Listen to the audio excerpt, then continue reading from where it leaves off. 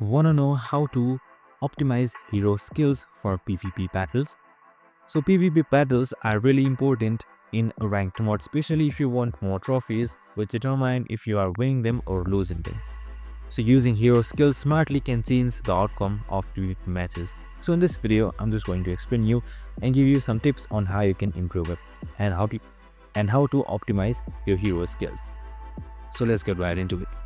So first things first, don't activate skills immediately. Wait for the perfect timing.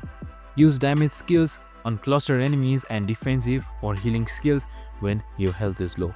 This really helps in optimizing your skill and surviving if your health is low. So combine heroes whose skills complement each other to maximize effectiveness.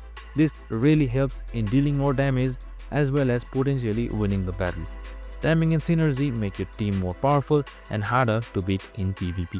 And that's it, super simple and easy. I hope this video helped.